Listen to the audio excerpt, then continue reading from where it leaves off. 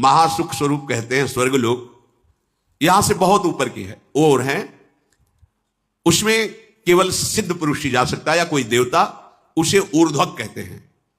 वहां जाने के लिए जो मार्ग है बड़ा ही उत्तम है, सुखद है और दिव्य विमानों के द्वारा जाया जाता है, भौतिक विमानों का प्रवेश नहीं है। जिन्होंने घोर तपस्या नहीं की, बड़ी बड़ी यज्ञ नहीं की, उनका कभी वहां प्रवेश नहीं होता। असत्यवादी, नास्तिक, व्यभिचारी ये कभी नहीं जा सकते।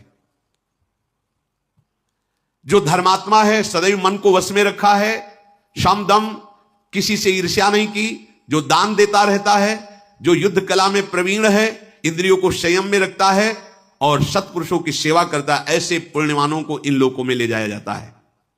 हे मुद्गल ऋषि, वहां 33,000 सुवर्ण में विमान, दिव्य विमान, मार्ग में ही चलने पर वहां से मेरुगिरी का शिखर दिखाई देता है। इतना बड़ा मेरुगिरी है, शिखर दिखाई देता है। ऐसे देवताओं के नंदन वन है कि उन्माद चढ़ जाए सुख का। जो देववन है स्वर्ग में, जिनके लता फूल उन्माद चढ़ जाए, और निकुंज का जो तो कोटि कल्प तरुणा है, हमारी जहां श्री जी विचरण करती है, विहरण करते हैं। अरे सौभाग्य उदय हो गया, बढ़ो आगे। स्वर्ग में किसी को कभी भूख प्यास नहीं लगती, कभी किसी को ग्लानि नहीं होती स्वर्ग में, कभी गर्मी नहीं लगती, कभी ठंडी नहीं लगती, किसी को कोई भय नहीं होता।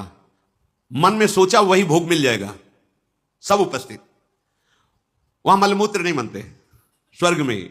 और देवताओं को भी दुर्लभ बताया गया यह देह, मानो देह, केवल भजन के लिए, केवल भजन के लिए। भजन नहीं किया तो देख लो कौन सा देह है, क्या है। वहां भूख प्यास नहीं, मलमूत्र नहीं, ठंडी गर्मी नहीं, कोई वस्तु ऐसी नहीं जो वहां देखने योग्य ना हो।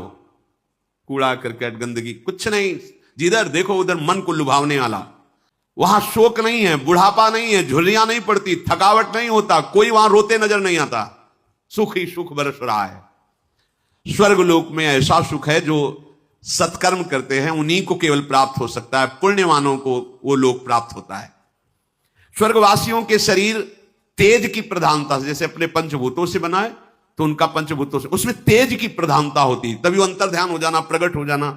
जैसे योगी जन ऐसा कर सकते हैं, जो योग के द्वारा शरीर भाव से ऊपर उठ चुके हैं, वो एक ही समय में कई जगह दिखाई दे सकते हैं, वो बड़ी दूर की बात सुन सकते हैं, वो पहाड़ में भी प्रवेश कर सकते हैं, बड़ी अद्भुत, क्योंकि वो तेजस तत्व प्रकाशित हो जाता है।